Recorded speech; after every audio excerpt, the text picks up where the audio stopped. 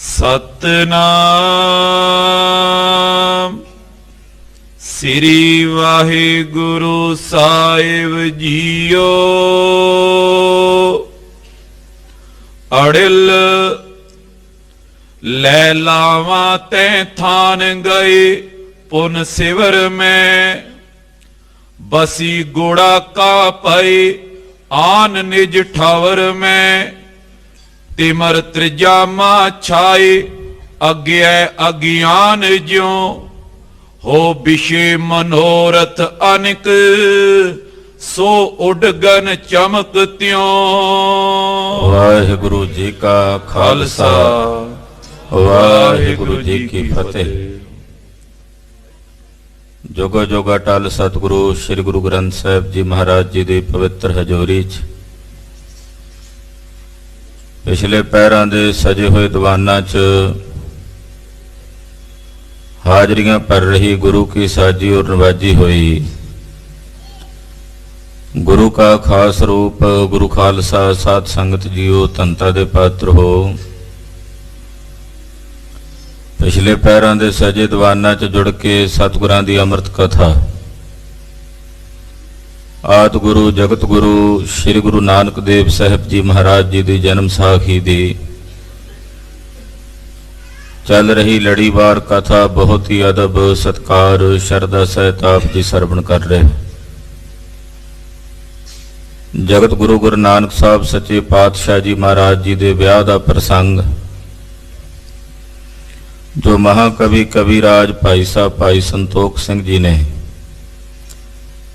इस भावना नाल इस सत्कार ते शरदा नाल लिखिया, मानो जिवें सारा कुछ नेत्रां दे सामने हो रहा है। सुल्तानपुर साहब तो बरात सज के बटाले पहुंची है। बाबा मूलचंद साहब ने और पखो के रंधावे दा चौधरी हिता रंधावा उहदा लड़का सी अजिता रंधावा, जिन्हें बाबे मूलचंद दे समेत हो के अगे बरात का टुकाऊ करवाया। विआह दे कारज होए ने, लावां होईयां हन। जिस थां ते सतगुरां दीयां लावां होणीआं सन, पहलों कुछ सवाणीआं ने एक कच्ची कंध दे नाल सतगुरु गुरु नानक साहब नूं बिठाया। मजाक करन लई मखौल करन लई कि जदों थल्ले बैठणगे पिछों कंध नूं धक्का मार के कंध इन्हां दे उत्ते सुट्टांगीआं। एक बजुर्ग माई सी सतगुरां नूं कहण लगी, बेटा इत्थे ना बैठो, ये कंध तुहाडे उत्ते इन्हां ने चुक के सुट्टणी है। जगत गुरु गुरु नानक साहब सच्चे पातशाह कहण लगे, माता फिक्र ना कर, ये कंध 4 जुगां ताईं नहीं ढहिंदी। गरीबनवाज साहब जी दे इस बचनां विच बड़ा डूंगा संकेत है। अज भी गुरुद्वारा कंध साहब विखे वो कंध मौजूद है, कंध खड़ी है, संगतां दर्शन करदियां ने बटाले दी धरती ते। कि जिहड़ा गृहस्थ धर्म है ना, ਇਹਦੇ ਵਿੱਚ ਮੀਆਂ और बीबी दोनों का ਜਿਹੜਾ संबंध है वो कच्ची कंध वांगू हुंदा है। सज्जे खब्बेओं जे कोई दूसरा इस नूं ढाण दा यतन करे तां बड़ी छेती नाले ढह सकदी है। पर जे मियाँ और बीबी का आपसी एक दूजे प्रति विश्वास ते यकीन है तां फिर गृहस्थ आश्रम की जिहड़ी कंध है ढहिंदी नहीं है। पर जदों सज्जे खब्बेओं कोई हथ ला के नूं ढाणा चाहे, इन्हां विच आपसी मन मुटाव होवे, आपस विच लड़न भिड़न, तां आपस दे विच इन्हां दे भरोसा ना होवे ते ओह कंध नूं ढाइंदिआं डेरी नहीं लगदी। सैकड़े कंधां रोज कोटां विच कचहरियां विच ढह रहीआं ने। अज बड़ा वड्डा दुखांत है साडे समाज दा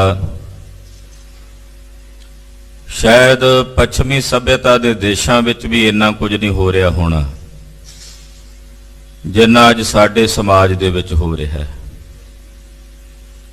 ਆਪਸ ਵਿੱਚ ਇੱਕ ਦੂਜੇ ਪ੍ਰਤੀ ਵਿਸ਼ਵਾਸ, ਯਕੀਨ, ਭਰੋਸਾ ਨਹੀਂ ਰਿਹਾ। ਬੇਪਰਤੀਤ ਕੀ ਹੈ, ਉਹਦੇ ਕਾਰਣੇ ਅਨੇਕਾਂ ਕੰਧਾਂ ਢਹਿੰਦੀਆਂ ਜਾ ਰਹੀਆਂ ਨੇ, ਕਿਰਦੀਆਂ ਜਾ ਰਹੀਆਂ ਨੇ। ਇਹ ਬੜਾ ਵੱਡਾ ਸੰਕੇਤ ਹੈ। ਗੁਰਦੁਆਰਾ ਕੰਧ ਸਾਹਿਬ ਉਹ ਕੰਧ ਸੰਕੇਤ ਦੇ ਕੇ ਲੋਕਾਂ ਨੂੰ, ਗ੍ਰਸਤੀਆਂ ਨੂੰ ਸਮਝਾ ਰਹੀ ਹੈ। ਸਤਿਗੁਰਾਂ ਦੀਆਂ ਲਾਵਾਂ ਹੋਈਆਂ ਨੇ।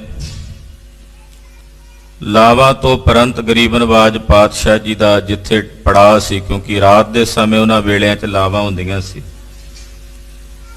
ਮਹਾਰਾਜ ਜੀ ਜਿੱਥੇ ਬਰਾਤ ਦਾ ਟੁਕਾਓ ਹੈ ਉੱਥੇ ਸਾਰੀ ਬਰਾਤ ਸਮੇਤ ਪੁੱਜੇ ਨੇ। ਆਓ ਜਗਤ ਗੁਰੂ ਗੁਰੂ ਨਾਨਕ ਸਾਹਿਬ ਸੱਚੇ ਪਾਤਸ਼ਾਹ ਜੀ ਦੀ ਇਹ ਪਵਿੱਤਰ ਅੰਮ੍ਰਿਤ ਕਥਾ ਹੈ। ਇੱਕ ਇੱਕ ਬਚਨ ਵਿੱਚ ਅੱਗੇ ਡੂੰਘੇ ਬਚਨ ਨੇ। गुरु नानक की बात में बात, बात में बात, ज्यों केले के पात में पात, पात में पात। सतगुरु गुरु नानक साहब की कथा दे विच अगे होर कथा है, ਉਹਦੇ ਵਿੱਚ ਅੱਗੇ ਹੋਰ ਡੂੰਘੀ कथा है। कोई समझण वाला समझेगा। ਹਾਜ਼ਰੀਆਂ ਲਵਾਓ, ਗੁਰੂ ਚਰਨਾਂ ਦਾ ਧਿਆਨ ਹਿਰਦਿਆਂ 'ਚ ਵਸਾਓ ਤੇ ਰਸਨਾ ਨੂੰ ਪਵਿੱਤਰ ਕਰਦੇ ਆਖੋ ਜੀ ਸਤਨਾਮ ਸ੍ਰੀ ਵਾਹਿਗੁਰੂ ਸਾਹਿਬ ਜੀ। ਸਤਨਾਮ ਸ੍ਰੀ ਵਾਹਿਗੁਰੂ ਸਾਹਿਬ ਜੀ।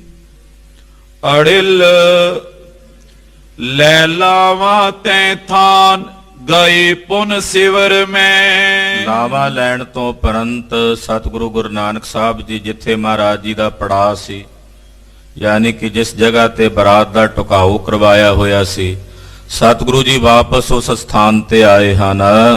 ਬਸੀ ਗੋੜਾ ਕਾ ਪਏ ਆਨ ਨਿਜ ਠਵਰ ਮੈਂ। ਆਪਣੇ ਪਲੰਗੇ ਤੇ ਆਣ ਕੇ ਸਤਿਗੁਰੂ ਜੀ ਬਿਰਾਜੇ ਨੇ ਔਰ ਪਲੰਗੇ ਤੇ ਬਿਰਾਜਣ ਤੋਂ ਬਾਅਦ ਸਤਿਗੁਰੂ ਜੀ ਗੁੜਾਕਾ ਵਸੀ ਹੋਏ ਨੇ, ਯਾਨੀ ਕਿ ਕੁਝ ਸਮੇਂ ਲਈ ਸਰੀਰਕ ਤੌਰ ਤੇ ਨਿੰਦਰਾ ਵਸ ਹੋਏ ਹਨ।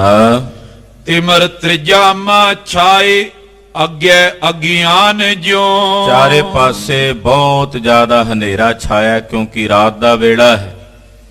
ਕਹਿੰਦੇ ਜਿਵੇਂ ਕਿਸੇ ਅਗਿਆਨੀ ਦੇ ਹਿਰਦੇ ਵਿੱਚ ਅਗਿਆਨ ਦਾ ਹਨੇਰਾ ਹੁੰਦਾ ਹੈ, ਏਦਾਂ ਸਾਰੇ ਪਾਸੇ ਉਸ ਵੇਲੇ ਰਾਤ ਦਾ ਸਮਾਂ ਤੇ ਹਨੇਰਾ ਛਾਇਆ ਹੋਇਆ ਹੈ। ਹੋ ਵਿਸ਼ੇ ਮਨੋਰਥ ਅਨਿਕ ਸੋ ਉਡਗਨ ਚਮਕ ਤਿਉ। ਕਹਿੰਦੇ ਹਨੇਰਾ ਹੈ ਨਾ, ਤੇ ਹਨੇਰੇ ਵਿੱਚ ਤਾਰੇ ਚਮਕ ਰਹੇ ਨੇ।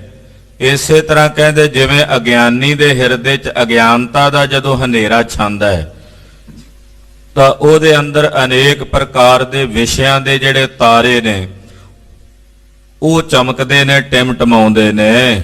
ਕਬਿਤ ਪਇਓ ਅਰਣੋ ਦੇ ਅਰਣ ਚੂੜ ਬੋਲੇ ਰਵ।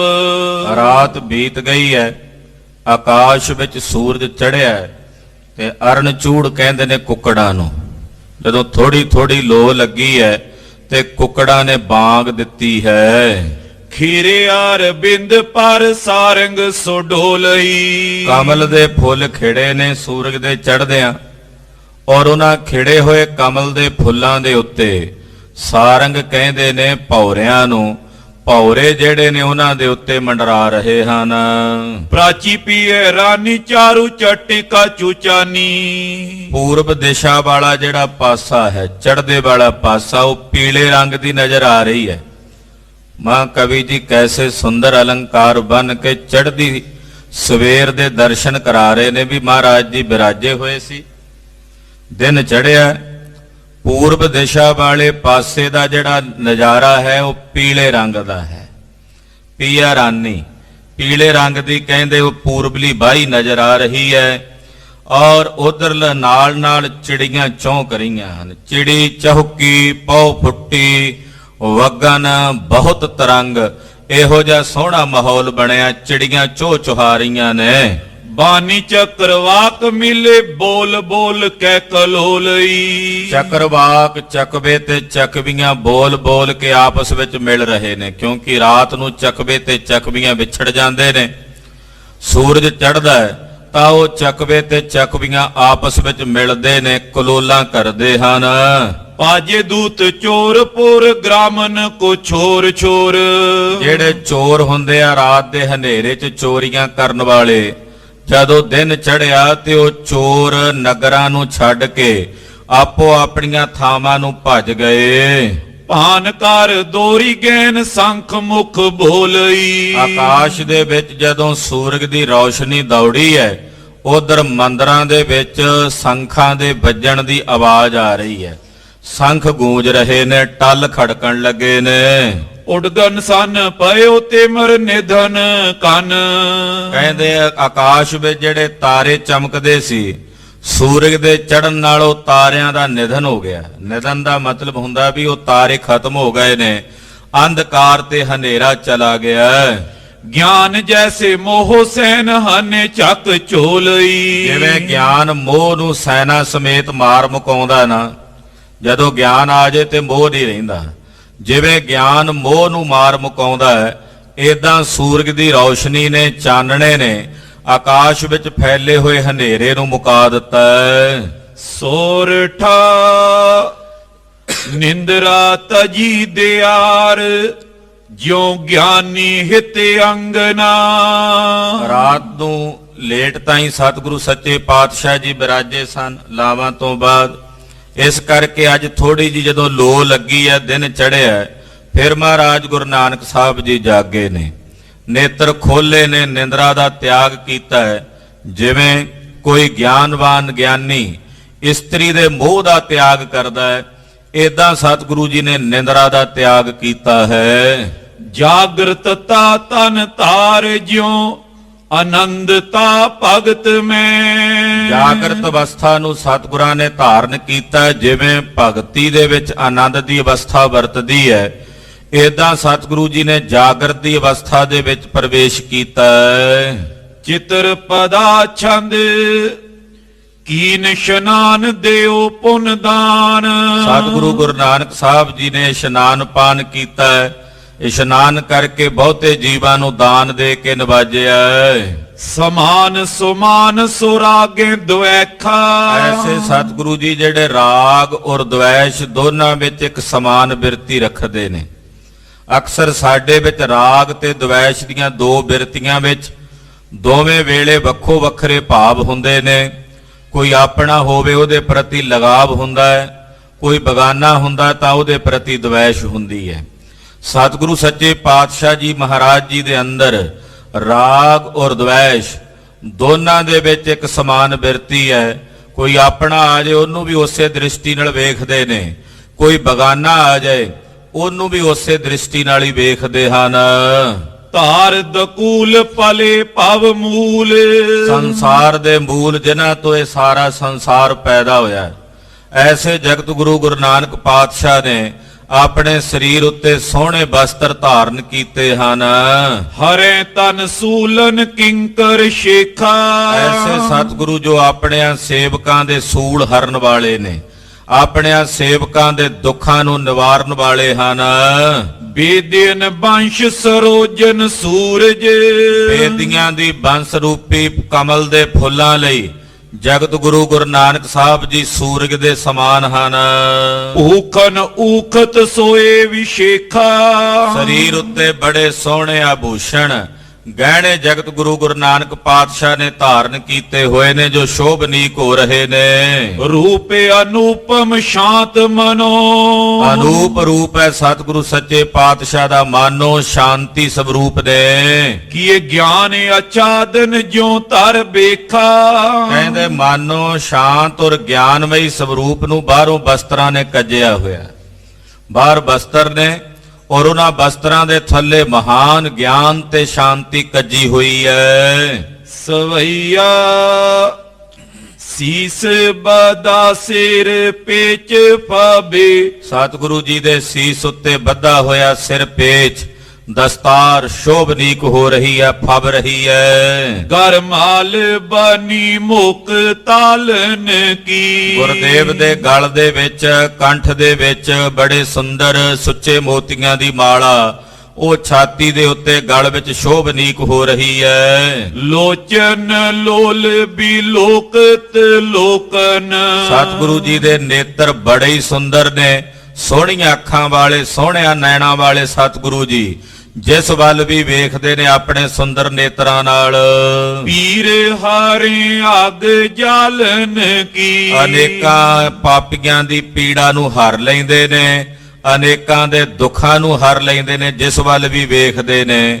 ਕਿਰਪਾ ਕਟਾਖ ਅਵਲੋਕਨ ਕੀਨੋ ਦਾਸ ਕਾ ਦੁਖ ਬਿਦਾਰਿਓ। ਜਿਸ ਵੱਲ ਵੀ ਨਜ਼ਰ ਕਰਕੇ ਵੇਖਦੇ ਨੇ ਉਹਦੇ ਦੁੱਖਾਂ ਨੂੰ, ਪਾਪਾਂ ਨੂੰ ਹਰ ਲੈਂਦੇ ਹਨ। ਸੁੰਦਰ ਜੋ ਅਰਬਿੰਦ ਖੇਰਾ। ਕਹਿੰਦੇ ਏਦਾਂ ਜਾਪਦਾ ਮਾਨੋ ਜਿਵੇਂ ਸੋਹਣੇ ਕਮਲ ਦੇ ਫੁੱਲ ਖਿੜੇ ਹੋਣ। ਮੁਖ ਜਾਂਗਤ ਕੀਨ ਬੇਹਾਲਨ ਕੀ। ਆਹਾ, ਕਹਿੰਦੇ ਐਸੇ ਸਤਿਗੁਰੂ ਜੀ ਜਿਨ੍ਹਾਂ ਨੇ ਬਿਹਾਲ ਹੋਏ ਲੋਕਾਂ ਦੀ ਗਤੀ ਕਰ ਦਿੱਤੀ ਹੈ, ਮੁਕਤੀ ਕਰ ਦਿੱਤੀ ਹੈ। ਜਿਹੜੇ ਲੋਕ ਜਨਮ ਤੇ ਮਰਨ ਦੇ ਦੁੱਖ ਕਰਕੇ ਬਿਹਾਲ ਸਨ, ਉਹਨਾਂ ਬਿਹਾਲ ਹੋਏ ਲੋਕਾਂ ਦੀ ਸਤਿਗੁਰੂ ਜੀ ਨੇ ਮੁਕਤੀ ਕਰ ਦਿੱਤੀ ਹੈ। ਕੁੰਡਲ ਡੋਲ ਕਪੋਲੇ ਅਮੋਲ। ਮਹਾਰਾਜ ਜੀ ਦੇ ਮੁਖ ਮੰਡਲ ਦੀ ਸੋਭਾ ਬੜੀ ਸੁੰਦਰ ਹੈ। ਗੁਰਦੇਵ ਦੇ ਮੁਖ ਮੰਡਲ ਦੇ ਕਪੋਲ ਕਹਿੰਦੇ ਨੇ ਗੱਲਾਂ ਨੂੰ, ਗੱਲਾਂ ਬੜੀਆਂ ਸੁੰਦਰ ਲਾਲ ਹਨ। ਗਿਰਾਜੇ ਗਿਆਨ ਸਿਖਾਲਨ ਕੀ। ਆਪਣੇ ਮੁਖੋਂ ਜਿਹੜੀ ਬਾਣੀ ਬੋਲਦੇ ਨੇ ਨਾ ਸਤਿਗੁਰੂ ਜੀ, ਉਹ ਗਿਆਨ ਨੂੰ ਸਿਖਾਲਣ ਵਾਲੀ ਬਾਣੀ ਹੈ। ਸਤਿਗੁਰੂ ਗੁਰੂ ਨਾਨਕ ਸਾਹਿਬ ਦੀ ਰਸਨਾ ਤੋਂ ਬੋਲੀ ਜਾਣ ਵਾਲੀ ਬਾਣੀ ਅਗਿਆਨੀਆਂ ਦੇ ਹਿਰਦਿਆਂ ਦੇ ਅਗਿਆਨ ਨੂੰ ਕੱਟ ਕੇ ਗਿਆਨ ਸੰਪੰਨ ਕਰਦੀ ਹੈ। ਅੜਿਲ ਕਾਲੂ ਲਾਲੂਆਤ ਸੋਵੇਦੀ ਰਾਜਈ। ਪਿਤਾ ਮਹਿਤਾ ਕਾਲੂ ਜੀ, ਚਾਚਾ ਲਾਲੂ ਜੀ ਤੋਂ ਇਲਾਵਾ ਹੋਰ ਜਿਤਨੇ ਬੇਦੀ ਨੇ, ਜਾਦੋ ਰਾਏ ਜੀ ਵਰਗੇ ਸਾਰੇ ਸ਼ੋਭਨੀਕ ਹੋ ਰਹੇ ਨੇ। ਬਰਾਤ ਜਿੱਥੇ ਉਤਰੀ ਹੈ ਉੱਥੇ ਸਾਰੇ ਸ਼ੋਭਨੀਕ ਹੋ ਰਹੇ ਨੇ। ਅਲੰਕਾਰ ਪਟ ਰੁਚਿਰ ਸਭਾ ਸਦ ਸਾਜਈ। ਬੜੇ ਸੋਹਣੇ ਅਲੰਕਾਰ, ਗਹਿਣੇ, ਕੱਪੜੇ ਬੜੇ ਸੋਹਣੇ ਢੰਗ ਦੇ ਨਾਲ ਸਾਰੀ ਸਭਾ ਸਜ ਕੇ ਬੈਠੀ ਹੈ। ਬਹੁ ਜਾਚਕ ਕੀ ਪੀਰ ਲੇਤ ਹੈ ਆਨ ਕੈ। ਬਹੁਤ ਸਾਰੇ ਮੰਗਤੇ ਤੇ ਜਾਚਕਾਂ ਦੀ ਭੀੜ ਹੈ ਜਿਹੜੇ ਆ ਕੇ ਮੂੰਹ ਮੰਗਿਆ ਦਾਨ ਗੁਰੂ ਸਾਹਿਬ ਜੀ ਦੇ ਕੋਲੋਂ, ਬੇਦੀਆਂ ਦੇ ਕੋਲੋਂ ਪ੍ਰਾਪਤ ਕਰਦੇ ਹਨ। ਹੋ ਦੇਤ ਸਰਬ ਕੋ ਦਾਨ ਹਿਰਦੇ ਸੁਖ ਮਾਨ ਕੈ। ਸਤਿਗੁਰੂ ਜੀ ਸਾਰਿਆਂ ਨੂੰ ਦਾਨ ਬਖਸ਼ਦੇ ਨੇ। ਜਿਹੜਾ ਇਹ ਵੀ 10 ਪਾਤਸ਼ਾਹ ਦੇ ਕੋਲੋਂ ਦਾਨ ਲੈਂਦੇ ਐ ਉਹ ਸੁਖ ਮਨਾਉਂਦੇ ਹਨ। ਅਨੇਕ ਭਾਂਤ ਕੇ ਹੋਤ ਸੁਕੋਤਕ ਦੇਖਈ। ਕਹਿੰਦੇ ਜਿੱਥੇ ਬਰਾਤ ਦਾ ਟੁਕਾਓ ਹੈ ਬੜੇ ਪ੍ਰਕਾਰ ਦੇ ਕੌਤਕ ਹੋ ਰਹੇ ਨੇ। ਅਨੇਕ ਪ੍ਰਕਾਰ ਦੀਆਂ ਖੁਸ਼ੀਆਂ ਮਨਾਈਆਂ ਜਾ ਰਹੀਆਂ ਨੇ। ਛੈਲ ਛਬੀਲੇ ਹਸੇ ਬਿਲਾਸ ਵਿਸ਼ੇਖਈ। ਨੌਜਵਾਨ ਛੈਲ ਛਬੀਲੇ ਬਰਾਤੀ ਜਿਹੜੇ ਆਏ ਬੈਠੇ ਨੇ ਉਹ ਹੱਸਦੇ ਨੇ, ਅਨੇਕ ਪ੍ਰਕਾਰ ਦੇ ਬਿਲਾਸ ਦੀਆਂ, ਮਜ਼ਾਕ ਦੀਆਂ ਗੱਲਾਂ ਕਰਦੇ ਆ ਬਿਲਾਸ ਦੀਆਂ, ਔਰ ਹੱਸਦੇ ਨੇ ਖਿੜ ਖਿੜ ਕੇ। ਬਖਸ਼ੇ ਬਹੁ ਬਖਸ਼ੀਸ਼ ਪ੍ਰਮੋਦ ਬਢਾਏ ਕੈ। ਜੇ ਕੋਈ ਮੰਗਤਾ ਮੰਗਣ ਆਉਂਦਾ ਉਹਨੂੰ ਬਖਸ਼ੀਸ਼ ਬਖਸ਼ਦੇ ਨੇ, ਬੜੇ ਪ੍ਰਮੋਦ ਨਾਲ, ਖੁਸ਼ੀ ਦੇ ਨਾਲ ਬਖਸ਼ਿਸ਼ਾਂ ਕਰਦੇ ਹਨ। ਹੋ ਤਨ ਤਨ ਮੁਖ ਕੈ ਰਿਓ ਜਸ ਛਾਏ ਕੈ। ਔਰ ਰਸਨਾ ਤੋਂ ਕਹਿੰਦੇ ਨੇ ਧੰਨ ਨੇ ਗੁਰੂ ਨਾਨਕ ਸਾਹਿਬ, ਧੰਨ ਨੇ ਗੁਰੂ ਨਾਨਕ ਸਾਹਿਬ। ਕਹਿੰਦੇ ਜਿਨ੍ਹਾਂ ਦੇ ਵਿਆਹ ਦੇ ਵਿੱਚ ਐਸਾ ਸੁੰਦਰ ਜਸ ਛਾ ਰਿਹਾ ਹੈ। ਦੋਹਰਾ ਤੈ ਛਿਨ ਇੱਕ ਨਾਰੇ ਆਏ ਕੈ ਬੋਲਿਓ ਜੁਗ ਕਰ ਜੋਰ। ਕਹਿੰਦੇ ਬਰਾਤ ਸਾਰੀ ਤਿਆਰ ਹੋ ਕੇ ਬੈਠੀ ਸੀ, ਇੰਨੇ ਨੂੰ ਇੱਕ ਨਰ ਆਇਆ, ਉਹਨੇ ਹੱਥ ਜੋੜ ਕੇ ਸਾਰਿਆਂ ਨੂੰ ਪਹਿਲਾਂ ਨਮਸਕਾਰ ਕੀਤੀ ਤੇ ਬੇਨਤੀ ਕਰਕੇ ਕਹਿਣ ਲੱਗਾ, ਗਮਨੋ ਅਚਨੇ ਅਸਨ ਕੋ ਕਰ ਕਰੁਣਾ ਚਖ ਕੋਰ। ਕਹਿਣ ਲੱਗੇ ਜੀ ਆਪ ਜੀ ਆਪਣੇ ਅੱਖਾਂ ਦੇ ਕੋਨਿਆਂ ਦੀ ਕਿਰਪਾ ਭਾਵ ਦ੍ਰਿਸ਼ਟੀ ਨਾਲ ਵੇਖੋ ਤੇ ਚਲੋ ਜੀ ਪ੍ਰਸ਼ਾਦੇ ਦਾ ਪ੍ਰਬੰਧ ਹੋ ਗਿਆ, ਆਪ ਸਾਰੀ ਬਰਾਤ ਚੱਲ ਕੇ ਲੰਗਰ ਛਕੋ, ਪ੍ਰਸ਼ਾਦਾ ਗ੍ਰਹਿਣ ਕਰੋ।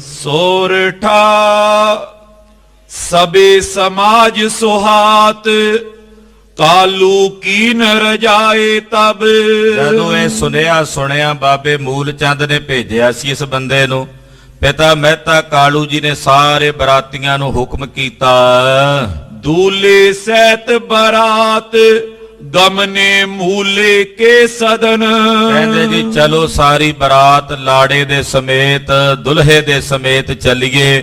ਮੂਲ ਚੰਦ ਨੇ ਸੱਦਿਆ ਤੇ ਮੂਲ ਚੰਦ ਦੇ ਘਰ ਚੱਲ ਕੇ ਭੋਜਨ ਗ੍ਰਹਿਣ ਕਰੀਏ। ਸਵਈਆ ਪਾਏ ਪਲੇ ਅਰਬਿੰਦ ਚਲੇ। ਜਗਤ ਗੁਰੂ ਗੁਰੂ ਨਾਨਕ ਸਾਹਿਬ ਸੱਚੇ ਪਾਤਸ਼ਾਹ ਜੀ ਮਹਾਰਾਜ ਚੱਲ ਪਏ ਨੇ।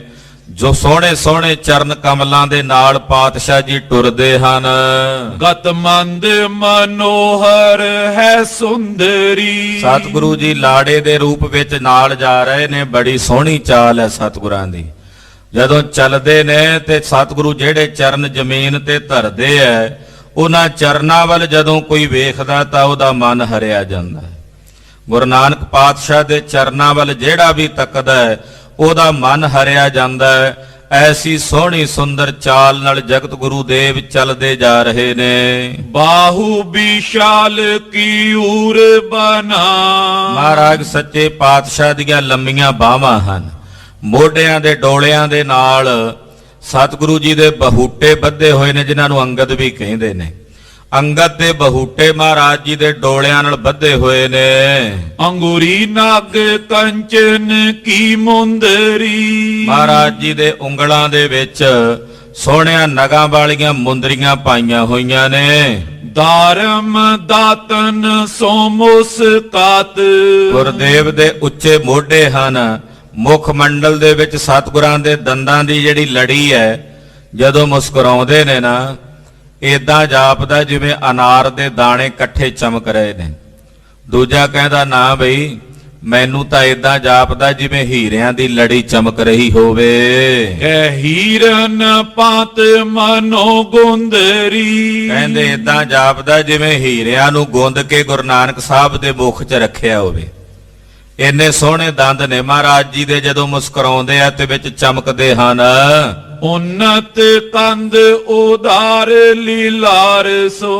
ਉਨਤ ਕੰਧ, ਕੰਧ ਕਹਿੰਦੇ ਨੇ ਮੋਢਿਆਂ ਨੂੰ, ਉਨਤ ਕਹਿੰਦੇ ਨੇ ਉੱਚਿਆਂ ਨੂੰ। ਮਹਾਰਾਜ ਜੀ ਦੇ ਮੋਢੇ ਉੱਚੇ ਹਨ ਤੇ ਪਾਤਸ਼ਾਹ ਦਾ ਜਿਹੜਾ ਮੱਥਾ ਹੈ ਉਹ ਬੜਾ ਸੁੰਦਰ ਖਿੜਿਆ ਚੌੜਾ ਮੱਥਾ ਹੈ। ਚਾਰੂ ਕੇ ਚੰਦ ਆਨੰਦ ਤਰੀ। ਕਹਿੰਦੇ ਬੜਾ ਸੋਹਣਾ, ਜਿਵੇਂ ਮਾਨੋ ਚੰਦਰਮਾ ਨੇ ਮੂਰਤ ਧਾਰਨ ਕੀਤੀ ਹੋਵੇ। ਹੱਥ ਪੈ ਹੱਥ ਤਰੇ ਹਿਤ ਸਾਥ। ਮਹਾਰਾਜ ਜੀ ਨੇ ਹੱਥ ਦੇ ਉੱਤੇ ਹੱਥ ਏਦਾਂ ਧਰਿਆ ਹੋਇਆ। ਏਦਾਂ ਹੱਥ ਤੇ ਹੱਥ ਧਰ ਕੇ ਸਤਿਗੁਰੂ ਗੁਰੂ ਨਾਨਕ ਸਾਹਿਬ ਜੀ ਟੁਰੇ ਜਾ ਰਹੇ ਨੇ।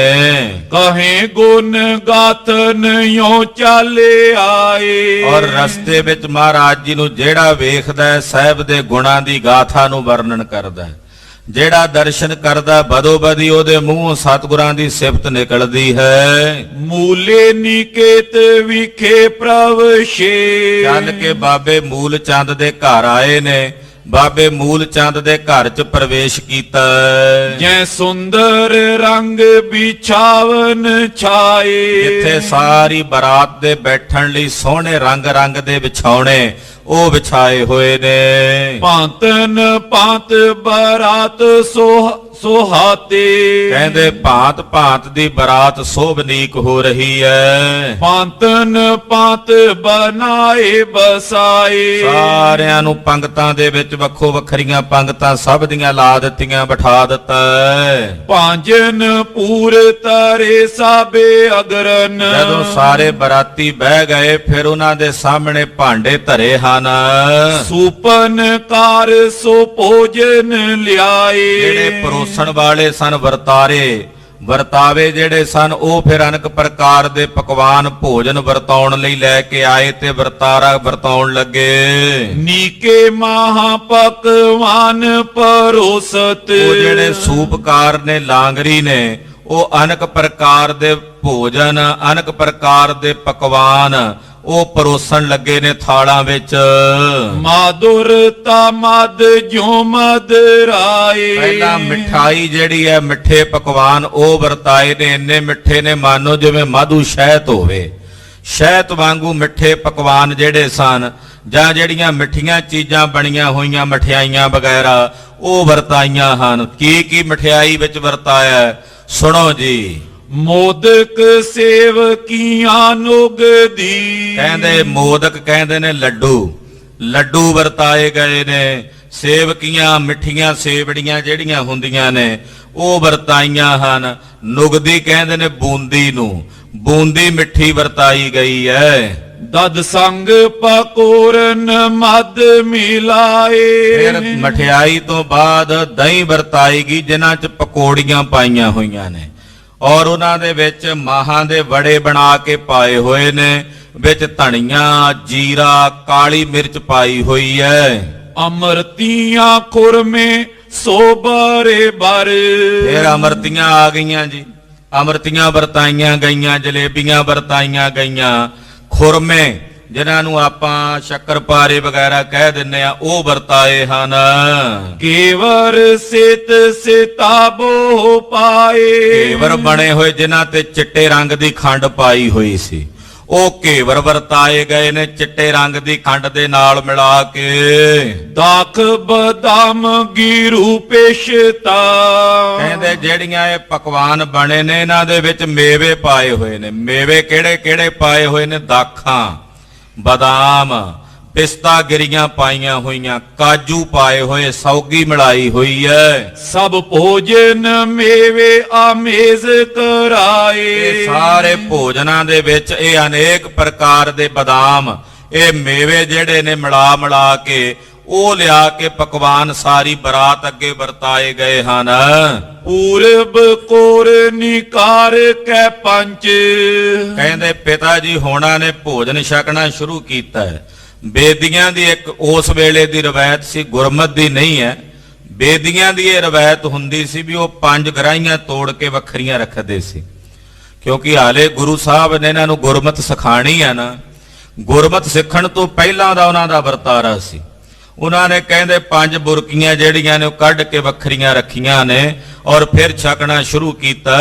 ਲਗੇ ਪੁੰਨ ਜੇ ਮਨ ਪਾਈ। ਜੋ ਉਹਨਾਂ ਦੇ ਮਨ ਨੂੰ ਭਾਉਂਦਾ ਸੀ ਇਹੋ ਜਿਹੇ ਪਕਵਾਨ, ਮਠਿਆਈਆਂ, ਸਬਜ਼ੀਆਂ, ਭਾਜੀਆਂ, ਤਰਕਾਰੀਆਂ, ਬੇਅੰਤ ਕੁਝ ਆਇਆ ਵਰਤ ਕੇ ਸਭ ਛਕਣ ਲੱਗੇ ਹਨ। ਤੀਨ ਉਰੋਜਨ ਬੈਸ ਚਰੋਖਨ। ਹੁਣ ਸ਼ਿੰਗਾਰ ਰਸ ਵੀ ਨਾਲ ਵਰਣਨ ਹੁੰਦਾ। ਮਾਂ ਕਵੀ ਜੀ ਸ਼ਿੰਗਾਰ ਰਸ ਵੀ ਵਰਣਨ ਕਰਦੇ ਆ। ਕਹਿੰਦੇ ਨਾਲ ਝਰੋਖਿਆਂ ਵਿੱਚ ਪਰਦਿਆਂ ਦੇ ਵਿੱਚ ਇਸਤਰੀਆਂ ਬੈਠੀਆਂ ਹੋਈਆਂ ਉਹ ਗੀਤ ਗਾ ਰਹੀਆਂ ਹਨ। ਗਾਵਤ ਗੀਤਨ ਗਾਰ ਸੁਨਾਈ। ਉਹ ਸਿੱਠਣੀਆਂ ਵੀ ਦੇਂਦੀਆਂ, ਪੁਰਾਣੇ ਸਮੇਂ ਉਸ ਵੇਲੇ ਦੀਆਂ ਰਵਾਇਤਾਂ ਸਨ। ਗੁਰਮਤ ਦੇ ਵਿੱਚ ਤਾਂ ਗੁਰਬਾਣੀ ਸਖੀ ਆਨੰਦ ਗਾਵੇਂ, ਸਾਚੇ ਸਾਹਿਬ ਕੈ ਮਨ ਭਾਵੇਂ ਦੀ ਖੇਡ ਹੈ। ਪਰ ਉਸ ਵੇਲੇ ਹਾਲੇ ਗੁਰਮਤ ਇਹਨਾਂ ਨੂੰ ਦ੍ਰਿੜ ਨਹੀਂ ਸੀ। ਉਸ ਤੋਂ ਪਹਿਲਾਂ ਦਾ ਵਰਤਾਰਾ ਹੈ। ਕਹਿੰਦੇ ਉਹ ਇਸਤਰੀਆਂ ਸਿੱਠੜੀਆਂ ਗਾ ਰਹੀਆਂ ਨੇ ਕੋਲ ਬੈਠੀਆਂ ਝਰੋਖਿਆਂ ਵਿੱਚ। ਕਾਲੂ ਸਮੇਤ ਬਰਾਤ ਸਭੇ। ਪਿਤਾ ਮਹਿਤਾ ਕਾਲੂ ਜੀ ਦੇ ਸਮੇਤ ਜਿਤਨੀ ਬਰਾਤ ਹੈ। ਸ਼ੁਭ ਰੀਤ ਕੋ ਹੇਰ ਰਹੇ ਹਰ ਖਾਈ। ਬੜੀ ਸ਼ੁਭ ਰੀਤ ਨਾਲ ਸਾਰੀ ਮਰਿਆਦਾ ਵੇਖੀ ਵੀ ਸਾਰੀ ਸੰਗਤ ਨੂੰ ਬੜੇ ਸੋਹਣੇ ਢੰਗ ਨਾਲ ਭੋਜਨ ਛਕਾਇਆ। ਪਿਤਾ ਜੀ ਵੇਖ ਕੇ ਖੁਸ਼ ਹੋਏ ਨੇ। ਝੂਠ ਮੈਂ ਡਾਰ ਉਠੇ ਤਨ ਕੋ ਬਹੁ। ਫਿਰ ਇਹਨਾਂ ਨੇ ਨਾਲ ਕੁਝ ਮਾਇਆ ਜਿਹੜੀ ਆ ਉਹ ਰੱਖ ਦਿੱਤੀ ਹੈ, ਕਿਉਂਕਿ ਜਿਹੜੇ ਭਾਂਡੇ ਮਾਂਜਦੇ ਸੀ ਗਰੀਬੜੇ ਉਹਨਾਂ ਵਾਸਤੇ ਵੀ ਉਹ ਜਦੋਂ ਭਾਂਡੇ ਮਾਂਜਣ ਤੇ ਉਹ ਮਾਇਆ ਲੈ ਕੇ ਆਪਣਾ ਗੁਜ਼ਾਰਾ ਕਰ ਸਕਣ। ਇਸ ਤਰੀਕੇ ਦੇ ਨਾਲ ਕਹਿੰਦੇ ਰਵਾਇਤਾਂ ਬਣੀਆਂ ਹੋਈਆਂ ਸੀ ਪੁਰਾਣੀਆਂ। ਉਹਨਾਂ ਆਪਣੇ ਭੋਜਨ ਦੇ ਨਾਲ ਕਹਿੰਦੇ ਕੁਝ ਮਾਇਆ ਵਗੈਰਾ ਰੱਖ ਕੇ ਸਾਰੇ ਉੱਠੇ ਹਨ। ਜੀਵ ਆਹਾਰ ਯੋ ਡੇਰੇ ਮੈਂ ਆਈ। ਭੋਜਨ ਛਕ ਕੇ ਜਿੰਨੀ ਬਰਾਤ ਸੀ ਉਹ ਸਾਰੀ ਆਪਣੋ ਡੇਰੇ ਤੇ ਪਹੁੰਚ ਗਈ, ਜਿੱਥੇ ਢੁਕਾਓ ਸੀ ਜੰਝ ਘਰ 'ਚ, ਉੱਥੇ ਸਾਰੇ ਪਹੁੰਚ ਗਏ। ਦੋਹਰਾ ਤੈ ਚਿਨ ਸ਼੍ਰੀ ਸੁਖਦਾਨ ਕੋ ਲੇਗੇ ਅੰਤਰ ਤਾਮ।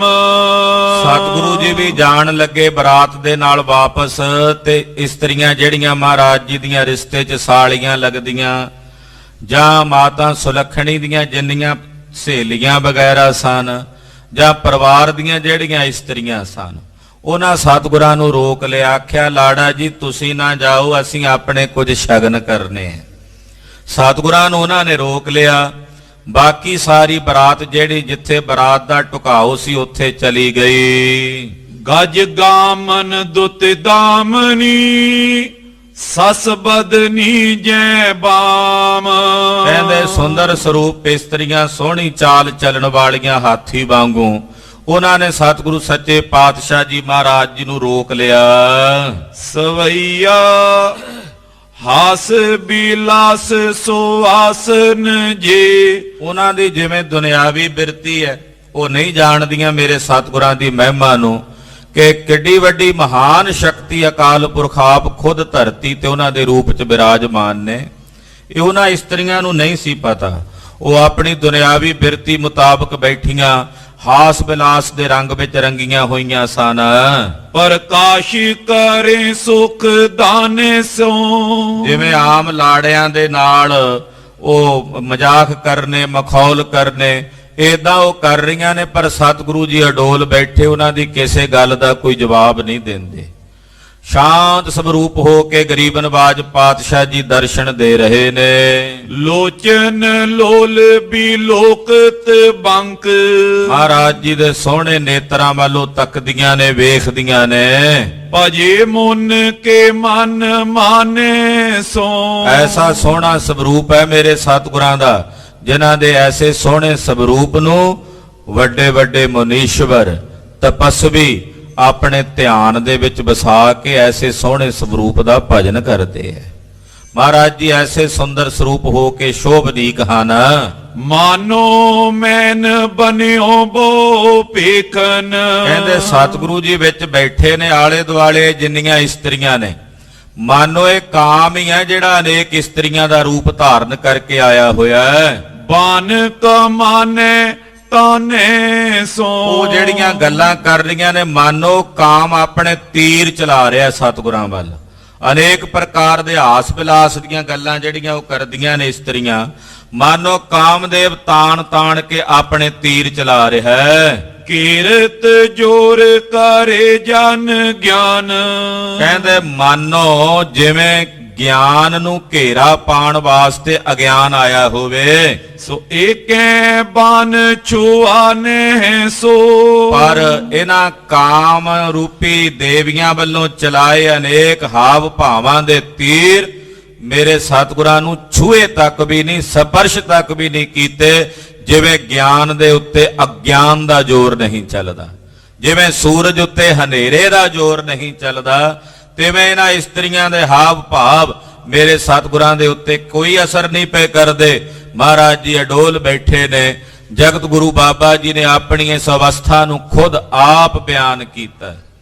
ਮੇਰੇ ਸਾਹਿਬ ਜੀ ਦੇ ਬਚਨ ਨੇ, ਮੋਤੀ ਤਾਂ ਮੰਦਰ ਊਸਰ ਹੈ, ਰਤਨੀ ਤਾਂ ਹੋਏ ਜੜਾਓ, ਕਸਤੂਰ ਕੁੰਗੂ ਅਗਰ ਚੰਦਨ ਲੀਪ ਆਵੇ ਚਾਓ, ਮਤ ਦੇਖ ਭੂਲਾਂ ਵੀ ਸਰੈ ਤੇਰਾ ਚਿਤ ਨਾ ਆਵੇ ਨਾਓ, ਹਰ ਬਿਨ ਜੀਓ ਜਲ ਬਲ ਜਾਓ, ਮੈਂ ਆਪਣਾ ਗੁਰ ਪੂਛ ਦੇਖਿਆ ਅਵਰ ਨਾਹੀ ਥਾਓ, ਧਰਤੀ ਤਾਂ ਹੀਰੇ ਲਾਲ ਜੜਤੀ ਪਲਗ ਲਾਲ ਜੜਾਓ, ਮੋਹਣੀ ਮੁਖਮਣੀ ਸੋ ਹੈ। ਐਸੀਆਂ ਇਸਤਰੀਆਂ ਪਲੰਗੇ ਤੇ ਬੈਠੀਆਂ ਹੋਣ ਜਿਨ੍ਹਾਂ ਦੇ ਮੱਥੇ ਉੱਤੇ ਮਣੀ ਜਿਹਾ ਪ੍ਰਕਾਸ਼ ਹੋਵੇ। ਮੋਹਣੀ ਮੁਖਮਣੀ ਸੋ ਹੈ, ਕਰੇ ਰੰਗ ਪਸਾਓ, ਮਤ ਦੇਖ ਭੂਲਾਂ ਵੀਸਰੈ, ਤੇਰਾ ਚਿਤ ਨਾ ਆਵੈ ਨਾਓ। ਜਗਤ ਗੁਰੂ ਬਾਬਾ ਜੀ ਐਸੇ ਰੰਗ ਵਿੱਚ ਬੈਠੇ ਨੇ ਟਿਕ ਕੇ। ਇਹਨਾਂ ਇਸਤਰੀਆਂ ਦੇ ਕੀਤੇ ਅਨੇਕ ਪ੍ਰਕਾਰ ਦੇ ਮਖੌਲ, ਇਹਨਾਂ ਵੱਲੋਂ ਅਨੇਕ ਪ੍ਰਕਾਰ ਦੇ ਕੀਤੇ ਹਾਵ ਭਾਵ ਮੇਰੇ ਸਤਿਗੁਰਾਂ ਉੱਤੇ ਐਸੇ ਅਸਰ ਨਹੀਂ ਕਰਦੇ ਜਿਵੇਂ ਸੂਰਜ ਦੇ ਉੱਤੇ ਅੰਧਕਾਰ ਦਾ ਕੋਈ ਜ਼ੋਰ ਨਹੀਂ ਚੱਲਦਾ, ਗਿਆਨ ਉੱਤੇ ਜਿਵੇਂ ਅਗਿਆਨ ਦਾ ਕੋਈ ਜ਼ੋਰ ਨਹੀਂ ਚੱਲਦਾ। ਦੋਹਰਾ ਮਿਲ ਤਰੁਨੀ ਕੀ ਨੀ ਸਬੇ, ਹੁਤੀ ਜੋਨ ਕੁਲ ਰੀਤ। ਇਹਨਾਂ ਇਸਤਰੀਆਂ ਨੇ ਜਿਹੜੀ ਆਪਣੀਆਂ ਇਹਨਾਂ ਦੀਆਂ ਕੁਲ ਰੀਤੀਆਂ ਹੁੰਦੀਆਂ ਨੇ, ਉਹ ਕੁਲ ਰੀਤੀਆਂ ਕੀਤੀਆਂ ਹਨ। ਸਹਿਜ ਸਲੋਨੀ ਹੇਰਈ, ਮੂਰਤ ਉਰ ਕਰ ਪ੍ਰੀਤ। ਸਤਿਗੁਰਾਂ ਦੀ ਸਹਿਜ ਭਰੀ ਸਲੋਣੀ ਮੂਰਤ ਨੂੰ ਸੋਹਣੇ ਨੇਤਰਾਂ ਵਾਲੇ ਸੋਹਣੇ ਸਵਰੂਪ ਨੂੰ ਇਹ ਬੜੇ ਪ੍ਰੇਮ ਨਾਲ ਤੱਕਦੀਆਂ ਨੇ, ਵੇਖਦੀਆਂ ਨੇ। ਸਵਈਆ ਕੋਮਲ ਬੋਲਿਆ ਮੋਲ ਪਾਨੇ ਜਨ। ਕਹਿੰਦੇ ਕੋਮਲ ਅਮੋਲਕ ਬੋਲ ਬੋਲਦੇ ਹਨ ਜਨਾਂ ਲਈ ਸਤਿਗੁਰੂ ਜੀ। ਫੂਲ ਚਾਰੇ ਸ਼੍ਰਿਆ ਮੂਲ ਸੁਹਾਏ। ਮਹਾਰਾਜ ਸੱਚੇ ਪਾਤਸ਼ਾਹ ਸ਼੍ਰੇ ਪ੍ਰਦਾਨ ਕਰਨ ਵਾਲੇ ਬਾਬੇ ਮੂਲ ਚੰਦ ਦੇ ਘਰ 'ਚ ਸੋਭਨੀਕ ਹੋ ਰਹੇ ਨੇ। ਪੰਕਜ ਨੈਣ ਮਾਇਆ ਮਨ ਐਨ। ਕਮਲ ਨੈਣ ਸਤਿਗੁਰੂ ਜਿਨ੍ਹਾਂ ਦਾ ਹਿਰਦਾ ਮਾਇਆ ਕਰੁਣਾ ਦਇਆ ਅੰਮ੍ਰਿਤ ਦੇ ਨਾਲ ਭਰਿਆ ਹੋਇਆ ਹੈ। ਪਿਖੈ ਜਹ ਚੈਨ ਰਿਦੇ ਤਹਿ ਦਾਏ। ਜਿਹਦੇ ਵੱਲ ਵੇਖਦੇ ਨੇ ਉਹਦੇ ਮਨ 'ਚ ਚੈਨ ਆ ਜਾਂਦਾ ਹੈ। ਕਹਿੰਦੇ ਮਨ ਤੜਫਦਾ ਹੋਵੇ, ਮਨ ਬੇਬਲ ਹੋਵੇ ਤੇ ਜੇ ਸਤਿਗੁਰੂ ਜੀ ਜੇ ਉਹਦੇ ਵੱਲ ਵੇਖ ਲੈਣ ਨਾ ਤੜਫਦੇ ਹੋਏ ਮਨ ਵਾਲੇ ਪਾਸੇ, ਕਹਿੰਦੇ ਵੇਖਦੇ ਨੇ ਜਿਹਦੇ ਵੱਲ ਉਹਦੇ ਮਨ ਨੂੰ ਚੈਨ ਆ ਜਾਂਦਾ ਹੈ। ਐਸੀ ਤੱਕਣੀ ਹੈ ਮੇਰੇ ਸਤਿਗੁਰਾਂ ਦੀ। ਸੁੰਦਰਤਾ ਸਭ ਮੰਦਰ ਸ਼੍ਰੀ ਮੁਖ। ਕਹਿੰਦੇ ਚਿਹਰੇ ਉੱਤੇ ਸੁੰਦਰਤਾ ਹੈ, ਮਾਨੋ ਸਾਰੀ ਸੁੰਦਰਤਾ ਸੰਸਾਰ ਦੀ ਇੱਕ ਪਾਸੇ ਰੱਖ ਦਿਓ। ਸਾਰਾ ਸੰਸਾਰ ਕਿਤਨਾ ਸੁੰਦਰ ਹੈ, ਕਿਤਨੀ ਸੁੰਦਰਤਾ ਹੈ ਸਾਰੀ ਕੁਦਰਤ ਵਿੱਚ ਕਾਦਰ ਦੀ। ਉਹ ਸਾਰੀ ਸੁੰਦਰਤਾ ਇੱਕ ਪਾਸੇ ਰੱਖ ਦਿਓ ਤੇ ਇੱਕ ਪਾਸੇ ਜਗਤ ਗੁਰੂ ਗੁਰੂ ਨਾਨਕ ਸਾਹਿਬ ਦੇ ਚਰਨਾਂ ਦੇ ਨੋਹ ਦੀ ਸੁੰਦਰਤਾ ਰੱਖ ਦਿਓ, ਤਾਂ ਵੀ ਉਹ ਜਗਤ ਦੀ ਸਾਰੀ ਸੁੰਦਰਤਾ ਮਹਾਰਾਜ ਗੁਰੂ ਨਾਨਕ ਸਾਹਿਬ ਦੇ ਚਰਨਾਂ ਦੇ ਇੱਕ ਨੋਹ ਦੀ ਸੁੰਦਰਤਾ ਦੇ ਬਰਾਬਰ ਵੀ ਤੁਲ ਵੀ ਨਹੀਂ ਪੁੱਜਦੀ।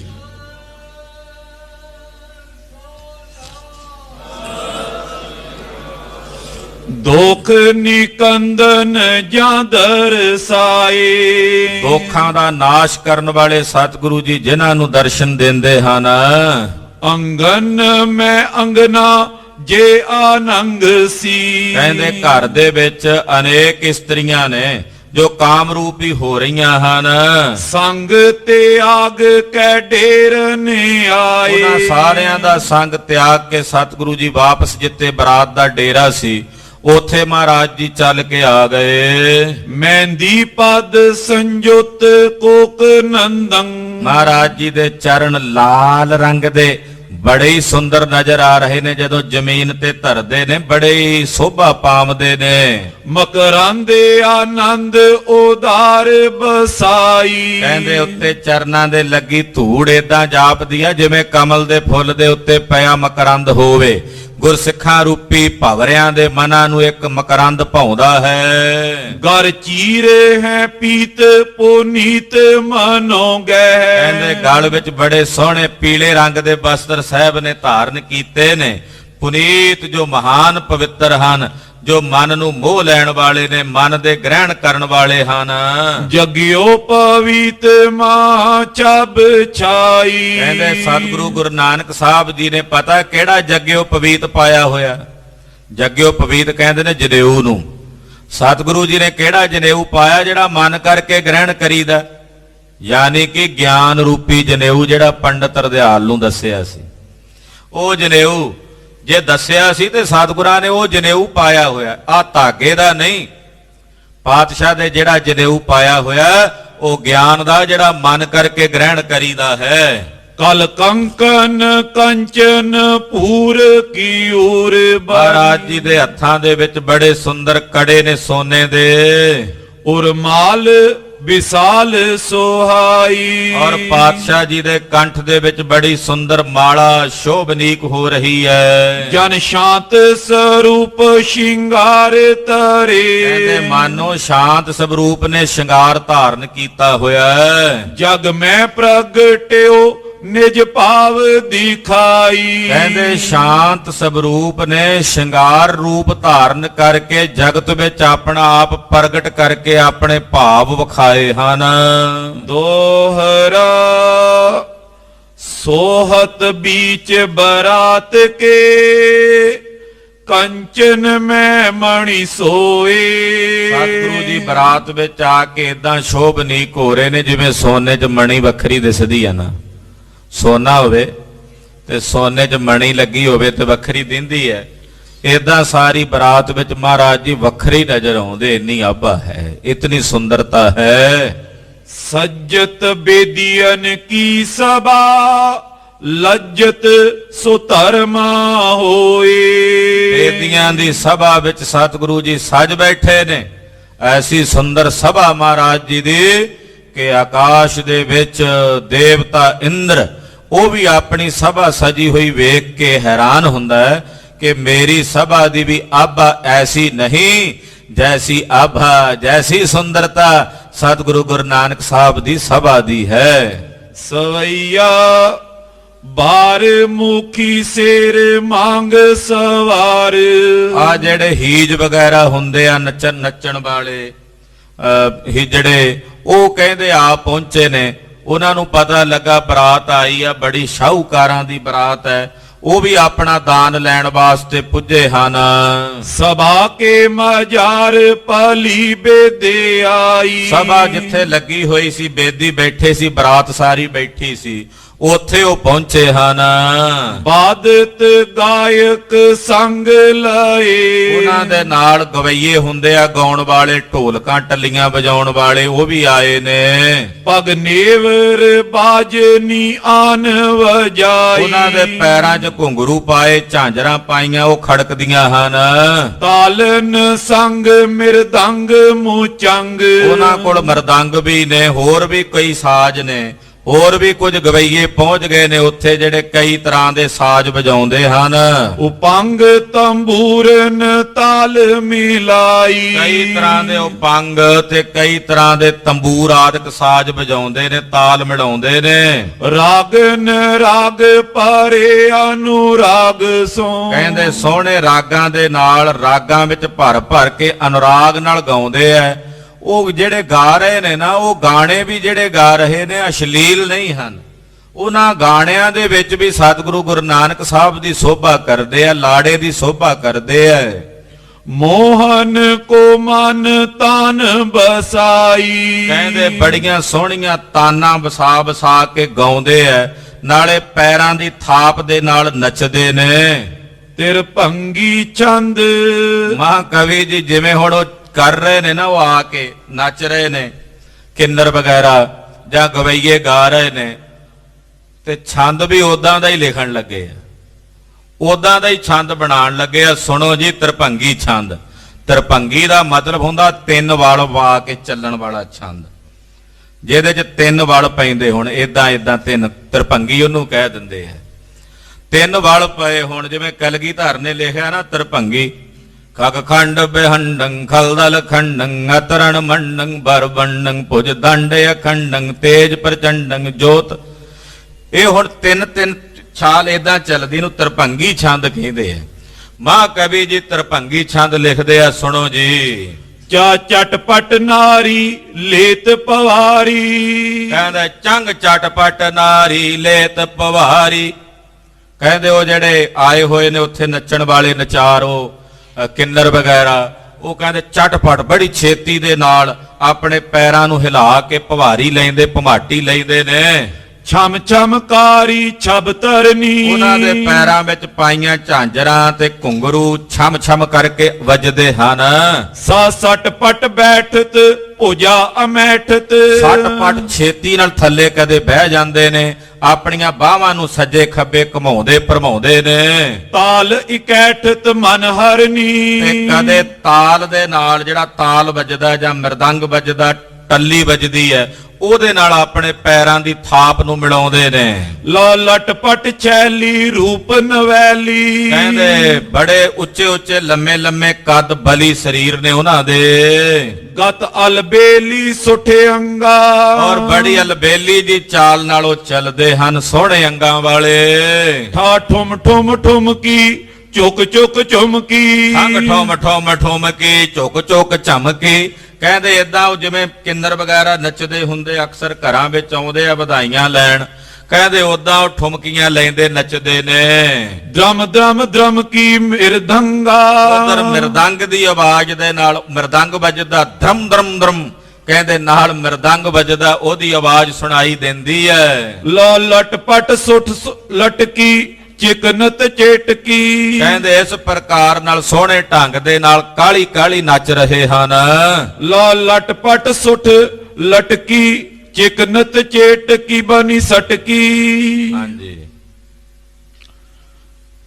ਲਾ ਲਟਪਟ ਸੁਠ ਲਟਕੀ ਚਿਕਨਤ ਚੇਟਕੀ ਬੇਨੀ ਸੇਟਕੀ ਬੰਗ ਬਿਦ ਜਿਉ ਨਟਕੀ।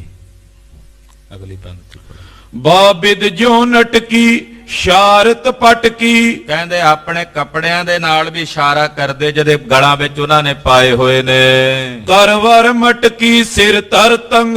ਕਹਿੰਦੇ ਜਿਵੇਂ ਘੜਾ ਸਿਰ ਤੇ ਰੱਖਦੇ ਨੇ, ਉਹ ਘੜਾ ਹਲਾ ਘੜਾ ਨਹੀਂ ਹੈ ਉਹਨਾਂ ਕੋਲ, ਪਰ ਜਿਵੇਂ ਘੜਾ ਸਿਰ ਤੇ ਧਰੀ ਦਾ ਉਦਾਂ ਦਾ ਵੀ ਇੱਕ ਨਾਟ ਕਰਦੇ ਆ ਹਨ।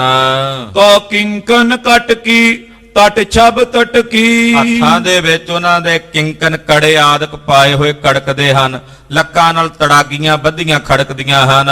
ਸਭ ਮਤ ਚਟਕੀ ਚਿੱਤਰ ਲਿਖੇ।